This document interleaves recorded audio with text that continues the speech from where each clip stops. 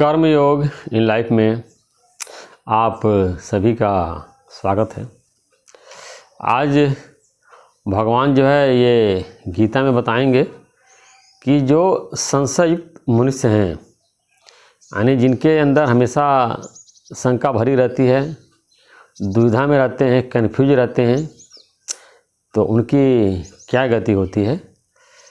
तो इस श्लोक जो है ये भागवत गीता के चौथे अध्याय का 40 नंबर श्लोक है।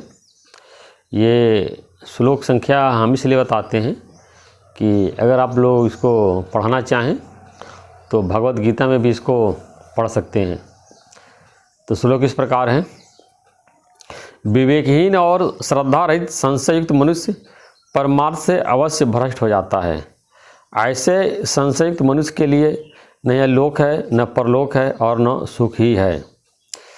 तो यहाँ तीन बात बता रहे भगवान, विवेकहीन और श्रद्धा रहित और संशय युक्त। तो अगर ये तीन बात किसी के अंदर है तो परमार्थ से हट जाता है।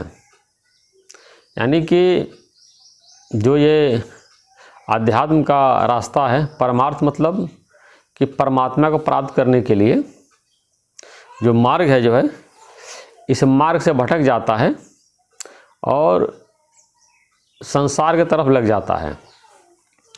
तो पहला बात है विवेकहीन।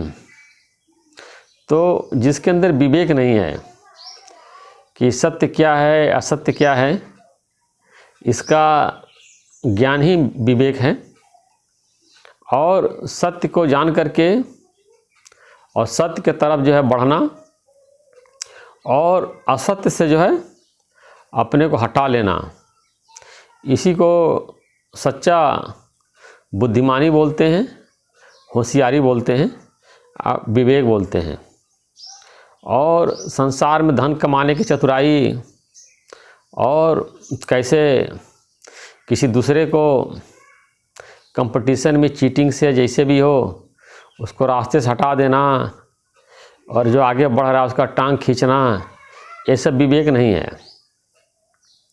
लोग समझते हैं कि मैं बहुत चालाक हूँ और उसका पीठ पीछे शिकायत करते हैं, सामने मीठी मीठी बात करेंगे, दिखाएंगे मैं कितना सगा हूँ, और पीठ पीछे जो है उसकी जड़ें काटते रहते हैं और अपने समझते मैं बहुत बड़ा विवेकमान हूँ, बहुत बड़ा बुद्धिमान हूँ। लेकिन उनको इतना भी नॉलेज नहीं है कि जो दूसरे के लिए गड्ढा खोदता है उस गड्ढा में पहले वही गिरता है। तो अब ये समझाने की ये यहाँ बात है ये कि उनको बिल्कुल वो अपने आप को विद्वान मान रहे हैं, ज्ञानी मान रहे हैं कि कैसे इसको मैं पीछे कर दूँ, हटा दूँ, रास्ते से आगे निकल जाऊँ। और ऐसे ऐसे मूढ़ लोग हैं कि उसकी हत्या तक कर देते हैं। कोई अगर किसी चीज़ में किसी के लिए प्रतिद्वंदी बना हुआ है तो या किसी ठेके में या देखिए इसे टिकट के प्राप्त करने में या चुनाव में जो है कोई अच्छा अगर पॉपुलरिटी हो रही है तो सोचता है कि वो चुनाव जीत ना जाए। अक्सर केसेज में ऐसे, भले खैर रेयर केसेज होता है, कहीं कहीं सुनने को मिलता है इक्का दुक्का, लेकिन ऐसे मूड टाइप के लोग उसकी हत्या करा देते हैं और सोचते हैं हत्या करके मैं अपना राजनीति में मेरा वर्चस्व बना रहेगा। इस तरह के लोग जो है ये मूढ़ हैं, महामूर्ख हैं, अपने होशियार समझ रहे हैं, समझते रहें। और जो धन पदार्थों को संग्रह करने में लगे हुए हैं और संसार में अपने सामाजिक और आर्थिक स्थिति को बढ़ाने में लगे हुए हैं, तो भगवान वहाँ उनको विवेकवान नहीं बोलते हैं, बल्कि उनको बोलते हैं कि वो जो है वो बता रहे पतन की ओर जा रहे हैं। क्योंकि ये संसार जो है हर क्षण परिवर्तन हो रहा है, इसकी कोई अपनी स्थिरता नहीं है, सत्ता नहीं है। और आत्मा के सत्ता के कारण ही ये सत्तावान प्रतीत हो रहा है। तो सत्य क्या हुआ? आत्मा। और जगत क्या हुआ? मिथ्या, झूठ हुआ। तो सत्य आत्मा को छोड़ करके उस अपने शरीर को और शरीर के संबंधियों को खुश करने में, आगे बढ़ाने में, धन आदि पदार्थों का संग्रह करने में लगे हुए हैं। तो भगवान ने बताया कि वो जो है परमार्थ से जो है वो भ्रष्ट हो जाते हैं और उनको ज्ञान की प्राप्ति नहीं होती है। और श्रद्धा रहित, उनके अंदर श्रद्धा नहीं रहती है। न ईश्वर को तो कई लोग तो मानते ही नहीं हैं और कहते हैं भगवान का क्या प्रमाण है, किसने भगवान को देखा है, ये हमको दिखाओ या भगवान के प्रमाण बताओ। तो भगवान ने गीता में बताया कि भगवान का कोई प्रमाण नहीं है। अगर जो कोई भी श्रद्धा रखता है, विश्वास रखता है, तो परमात्मा को वो प्राप्त कर लेता है, जान लेता है। अब ये कि संत में श्रद्धा होनी चाहिए, गुरु में, तो गुरु नानक साहब ने बताया है 20 विश्वे गुरु की मति माने, सो सेवक परमेश्वर की गति जाने। तो 16 आना नहीं 20 आना, जो पूरे 20 आना जो गुरु की मति को मानता है वही व्यक्ति परमेश्वर को गति को जान सकता है। बिना श्रद्धा के, बिना जो है हमारे अंदर जो है उस पर विश्वास नहीं है, श्रद्धा नहीं है, भक्ति नहीं है, प्रेम नहीं है, तो हम कैसे जान सकते हैं। कहते कि जो है हमको गीता में, धर्म ग्रंथों में या संतों में, गुरुओं में कोई उनको आस्था नहीं है। कोई एक निराकार शक्ति है, कोई शक्ति है दुनिया चला रही है, लेकिन बाकी जो भगवान ने शास्त्र बनाए हैं, खुद जो है अवतार लेकर के धरती पे आए हैं और ज्ञान उन्होंने जो जो बताया गया वो सब शास्त्रों में संकलित है, या संतों के मुख से, ऋषियों के मुख से, जो खुद साक्षात नारायण ने जो ज्ञान की बातें बताई है वो भी संकलन किया गया है। तो हमारी उसमें भी श्रद्धा होनी चाहिए। सूरदास ने बोला है, बंगला अजब बना दरवेश जिसमें नारायण बोले। तो हमारा शरीर रूपी बंगला ऐसा बना है, भगवान ने ऐसा बनाया है कि इसमें साक्षात नारायण बोलते हैं। लेकिन अब ये नारायण को वही जान सकता है कि जिनके अंदर विवेक हो, श्रद्धा हो और संशय युक्त मनुष्य। अब बहुत से लोग जो है कन्फ्यूजन में रहते हैं, दुविधा में रहते हैं और गलत और सही का निर्णय नहीं कर पाते हैं। क्या सही है, क्या गलत है, इसका जो है वो हमेशा विचारते रहते हैं। अब जैसे कि अब देखा जाता है कि ऐसा हमने भी पढ़ा है, लोक प्रशासन में बताया जाता है कि जो ज़्यादा तेज़ दिमाग का होता है और डिसीजन नहीं ले पाता है। फाइल ऐसे पड़ी रहती है, उस पर साइन ही नहीं करता है साल भर 2 साल, और जब उसका ट्रांसफ़र होने लगता है तो जल्दी में साइन कर देगा, ऐसे छोड़ के चला जाएगा। तो अक्सर देखने में आता है कि जो काफ़ी तेज़ दिमाग के हैं और हमेशा कन्फ्यूज रहते हैं, कोई डिसीजन नहीं ले पाते हैं, क्योंकि उसके मेरिट और डिमेरिट के बारे में सोचते सोचते उनका मन उलझ जाता है। इतने के मेरिट्स है, इतने डिमेरिट्स है, इतने गुण है, इतने दोष है।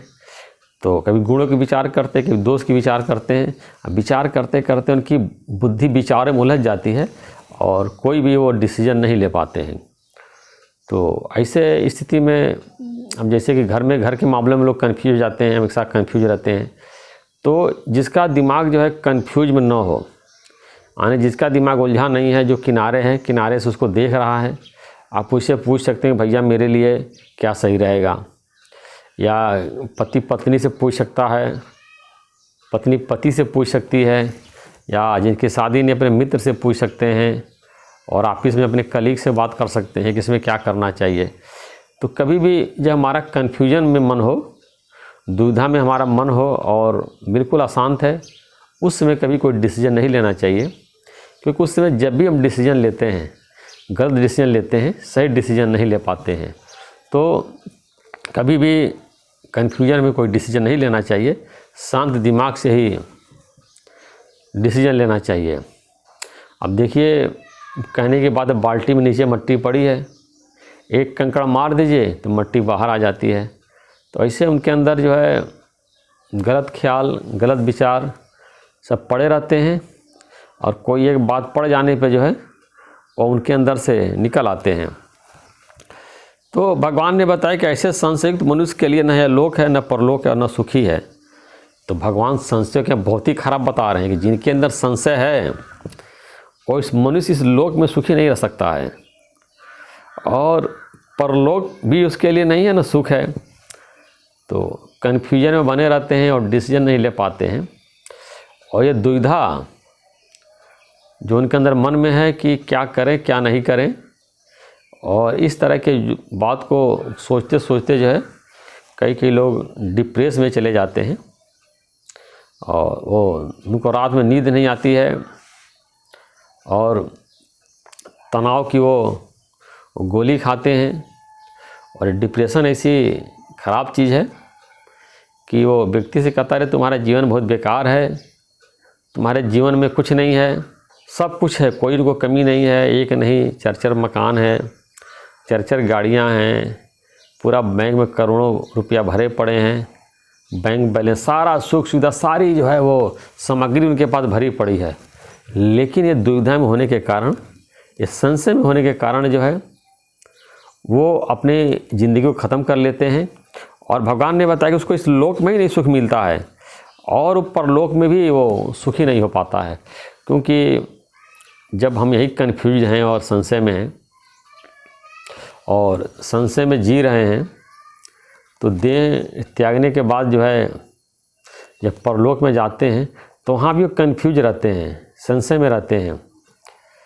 तो ऐसे बताया गया कि जैसी मति वैसी गति।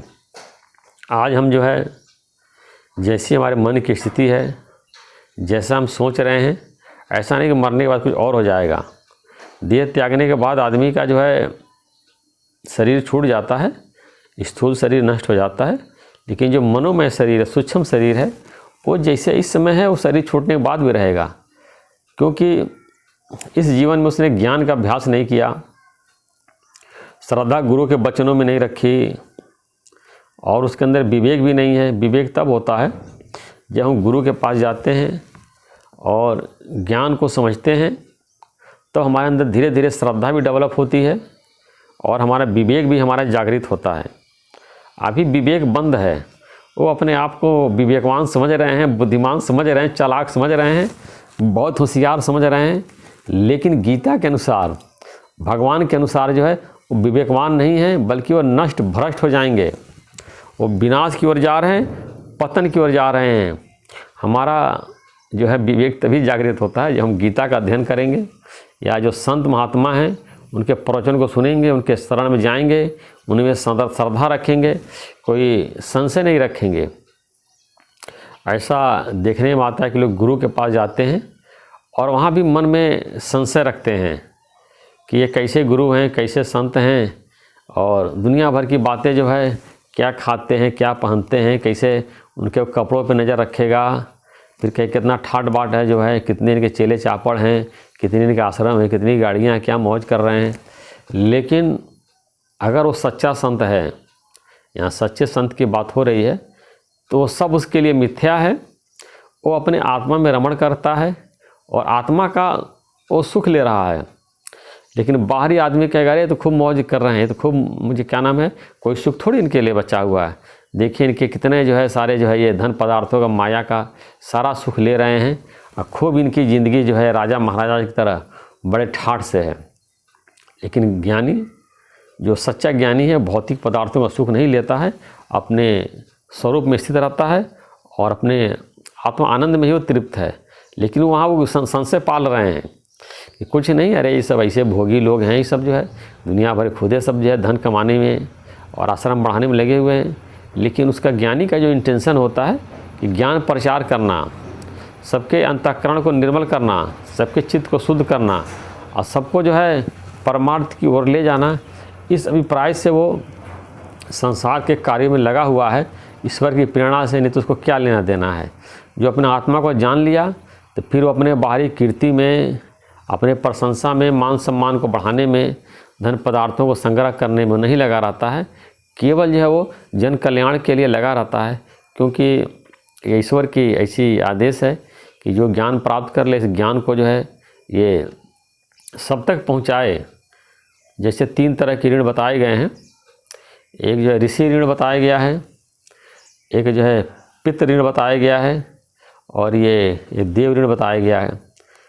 तो बताते हैं देवताओं के ऋण से जो यज्ञ आदि करते हैं, दान वान करते हैं और यज्ञ करते हैं, उससे हम ऋण हो जाते हैं। पितरों के ऋण से बताते हैं श्राद्ध और जो करते हैं, जो ये तो श्राद्ध का समय आता है तो पितर प्रसन्न होते हैं, पितर ऋण से भी मुक्त हो जाते हैं। जो ऋषि ऋण है ये हम स्वाध्याय से मुक्त होते हैं, यानी ज्ञान को हम उसको अध्ययन करते हैं और पूरे जीवन भर उसको फॉलो करते हैं और ज्ञान के रास्ते में चलने के लिए और लोगों को प्रेरणा देते हैं, तब हम जो है ऋषि ऋण से मुक्त हो पाते हैं। तो ज्ञानी ये परमात्मा का कार्य जो है ज्ञान का जो है हर जगह फैलाने में लगा रहता है कि सबके अंदर ये तत्व ज्ञान पहुंच जाए और सबका जो है अंतःकरण जो है ये पवित्र या शुद्ध हो जाए और ये आदमी बेकार की बातों में कि सारा धन पदार्थ होते हुए, सारा सुख होते हुए, सारा धन दौलत होते हुए कोई उसको मुसीबत नहीं है। अगला आदमी देखा जाए कि बहुत मौज में इसको क्या कमी है। अब देखा जाए कि जो ऐसे सड़क पे है वो भी कितने जो है रात भर जो है वो कितने चैन से सोते हैं और ऐसे सुनने में आता है कि बड़े बड़े घरों में बड़े बड़े पदों पे हैं या खूब ज़्यादा धन दौलत है, उनको जो है गलत विचारों के कारण जो है रात में नींद की गोली खानी पड़ती है और डिप्रेशन का शिकार हैं। अब देखिए कोई भी गरीब आदमी जो है चले जाए अस्पताल में जो मेंटल डॉक्टर हैं, कोई गरीब आदमी डिप्रेशन का शिकार नहीं मिलेगा। ये पैसे वाले ही लोग जो है ये डिप्रेशन का शिकार होते हैं, क्योंकि ये धन पदार्थों की तरफ भाग को सत्य मान लिया है और उसी को बढ़ाने में, उसी को संग्रह करने में वो लगे रहते हैं। उसमें कहीं से नुकसान हो गया तो लगता है कि उनके ऊपर पहाड़ टूट गया। तो ये समझ लीजिए कि नुकसान होना जीवन का हिस्सा है।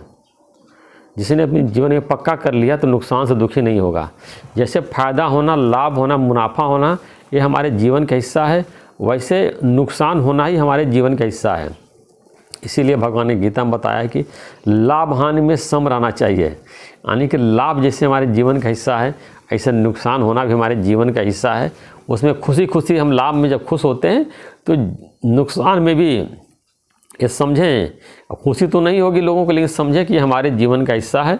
जो भी दुनिया में आया है केवल उसको फ़ायदा नहीं होता है, फ़ायदा भी होता है और नुकसान भी होता है। इसलिए भगवान ने बताया कि दोनों चीज़ के लिए तैयार रहना चाहिए, यानी लाभ के लिए भी तैयार होना चाहिए और नुकसान के लिए भी तैयार होना चाहिए। कि कोई हो सकता है जीत के लिए भी तैयार होना चाहिए और हार के लिए तैयार होना चाहिए। हार जाएंगे तो क्या करेंगे।